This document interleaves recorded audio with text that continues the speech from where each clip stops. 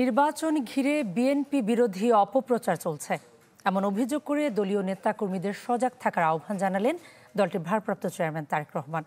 তিনি অভিযোগ করেন, স্বৈরাচার পালিয়ে গেলেও অদৃশ্য শক্তি ধীরে ধীরে মাথা চাড়া দিয়ে উঠেছে।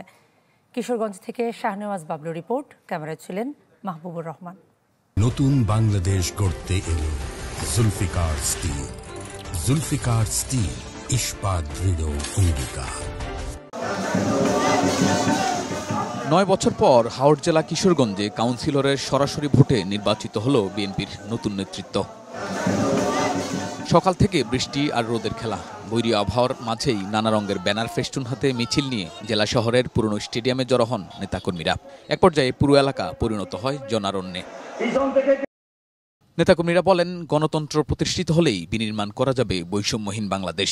বিএনপি কর্তৃক যে ৩১ দফা প্রণয়ন করেছে জনগণের জন্য, সেটা বাস্তবায়ন যদি করতে পারি, ইনশাল্লাহ বিশ্বের মানচিত্রে বাংলাদেশের উন্নতির স্থান পাবে ইনশাল্লাহ। বিএনপি এই বার্তাই দিতে চায় যে সবাইকে একত্রিত হয়ে, ঐক্যবদ্ধ হয়ে দেশের জন্য কাজ করতে হবে। একটা সুন্দর সুষ্ঠু নির্বাচনের লক্ষ্যে বিএনপি কাজ করে যাচ্ছে।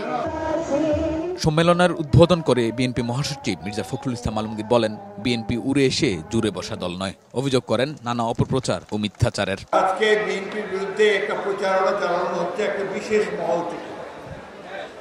সেই মহলটি চায় যে বিএনপি যেন রাষ্ট্র পরিচালনার জায়গায় আসতে না পারে। কিছু মনে করবেন না, এই কথাগুলো আমি বলতে চাই না, কিন্তু বাধ্য হয়ে আমাকে বলতে হচ্ছে যে আপনারা এই দেশ যেন স্বাধীন না হয় তার জন্য আপনারা কাজ করেছেন, হত্যা করেছেন, গণহত্যার সঙ্গে অংশ নিয়েছেন।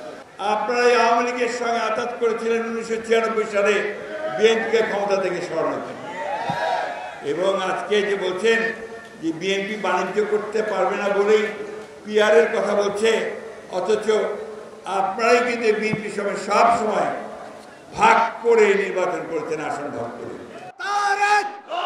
প্রথম অধিবেশনের শেষ পর্যায়ে লন্ডন থেকে ভার্চুয়ালি যোগ দেন বিএনপির ভারপ্রাপ্ত চেয়ারম্যান তারেক রহমান। বলেন, স্বৈরাচার পালিয়ে গেলেও অদৃশ্য শক্তি ধীরে ধীরে মাথাচাড়া দিয়ে উঠেছে। স্বৈরাচার তো বিদায় হয়ে গিয়েছে, পালিয়ে গিয়েছে, কিন্তু অদৃশ্য শক্তি কিন্তু ধীরে ধীরে মাথা চাড়া দিয়ে উঠছে। আজ আমার 1 বছর আগের কথা কিন্তু ধীরে ধীরে দৃশ্যমান হতে শুরু করেছে। ঐক্যবদ্ধ থেকে দলীয় নেতাকর্মীদের বিএনপি বিরোধী অপপ্রচারের বিরুদ্ধে সজাগ থাকার তাগিদ দেন তারেক রহমান। কি প্রতিজ্ঞা গ্রহণ করলেন আপনারা আজকের এই কাউন্সিলে? 1, যে কোনো মূল্যে আমরা ঐক্যবদ্ধ থাকব। 2, আমরা আমাদের দলের নাম কেউ যাতে ব্যক্তি স্বার্থে ব্যবহার করতে না পারে তার জন্য আমরা সচেতন থাকব। ঠিক ঠিক। ঐক্যবদ্ধ থাকলে ফেব্রুয়ারির জনরায় বিএনপির পক্ষে নেওয়া সম্ভব বলে মনে করেন দলটির ভারপ্রাপ্ত চেয়ারম্যান।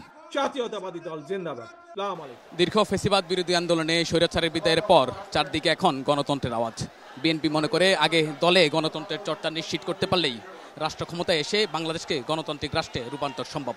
সেই সঙ্গে দলটি প্রত্যাশা করছে, এই কাউন্সিলের মধ্য দিয়ে তৃণমূলে যেমন নেতৃত্ব নিশ্চিত হবে, সেই সঙ্গে আগামী নির্বাচনকে কেন্দ্র করে দলের সাংগঠনিক অবস্থা আরও জোরদার হবে। শাহনেওয়াজ বাবলু, চ্যানেল 24, কিশোরগঞ্জ।